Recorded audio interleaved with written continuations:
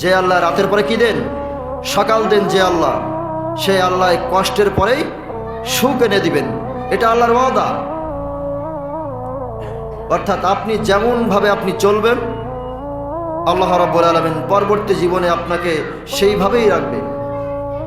ও আল্লাহ, ওই সমস্ত নেতাদেরকে আমাদের সামনে এনে দাও, ওই সমস্ত অভিভাবকদেরকে আমাদের সামনে এনে দাও, যারা সমাজে চলার জন্য আমাদেরকে গাইডলাইন দিত। আমরা নেতা বলে যাদেরকে মানতাম,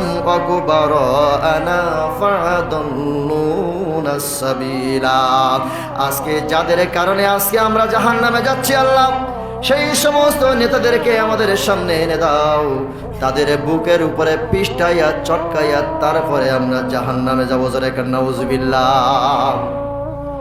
আসরের নামাজ পড়ার জন্য এক মসজিদে গেলাম। 5 জন লোক, 2 জন লোক মসজিদের মধ্যে বসে আছে 2 কোণায়। একজন বসে আছে দরজার মুখে, আর একজন বাইরে দাঁড়িয়ে আছে। আমরা 3 জন গিয়ে যখন দাঁড়ালাম, দাঁড়ানোর পরে 5টায় জামাত, 5টা 2 বেজে গেছে।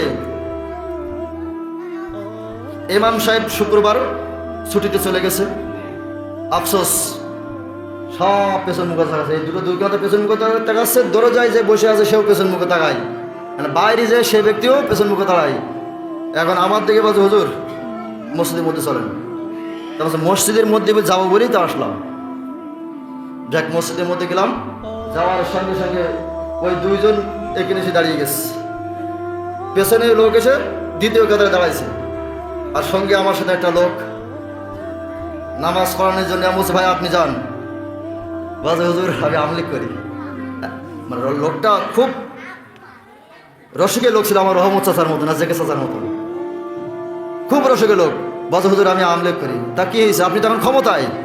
বলছে, ক্ষমতা বাইরে, মসজিদের মধ্যে আমার কোনো ক্ষমতা নেই, মসজিদের মধ্যে কোনো ক্ষমতা নেই। আমি হাসির জন্য বলছি না, বিষয়টা বোঝানোর জন্যই।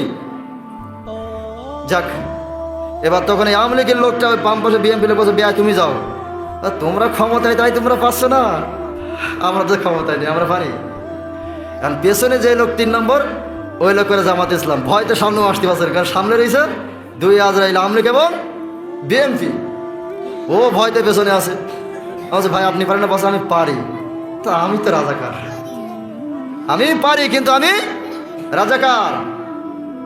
এই সামনে যে 2 লোক দিয়েছিল, বিএনপির সময় ওই লোক কে দিয়েছে, আওয়ামী লীগের সময় এই লোক দিয়েছে। তা আমি নামাজ পড়াবো কার? ওই লোকের পেছনে থাকলো দাঁড়িয়ে। এসে আমি নামাজ আদায় করার পরে কিছু বলবো তার আগে সালাম ফিরেছি, মুনাজাত করার জন্য। আর এটা পাইনি, 3 জনই উঠে হাওয়া। এটাই আমাদের সমাজের বড় মানচিত্র হয়ে দাঁড়িয়েছে, যে আপনি এমন দল করেন যে দলের কারণে দুনিয়াতে শাস্তি পেতে হচ্ছে, এবং মরণের পরে আল্লাহ রাব্বুল আলামিন সূরা দোখান আয়াত নম্বর 36 বলছে, এমন বড় হাতল রেখেছি, একবার মাথায় মারবে মাটির তলদেশে চলে যাবে 70 হাত অথবা 70 গজ করে। যারা কাফনের কাপড় তৈরি করে, তারা কাফনের কাপড় ব্যবহার করে না, গায়ে দেয় না। যারা বেচে দোকানে, তারাও বেচে জানে, মানে ব্যবহার করে না।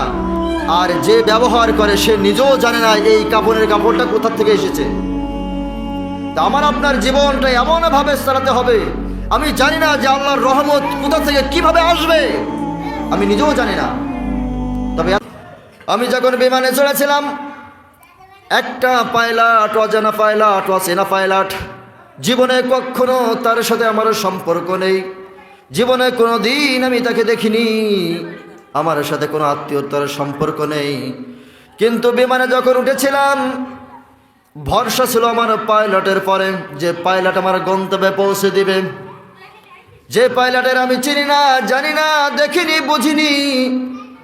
একটা অচেনা মানুষের সাথে যদি বিশ্বাস করে, ভরসা করে আমার গন্তব্যে সে পৌঁছে দেয়, যে আল্লাহ রাব্বুল আলামিন আপনাকে গোটা পৃথিবীর মধ্যে শ্রেষ্ঠ জীব মানুষ বানিয়ে আল্লাহ তৈরি করলেন, সেই আল্লাহ রাব্বুল আলামিন আমাকে আপনাকে কি হেফাজত করতে পারে না? পারে না? অবশ্যই পারে।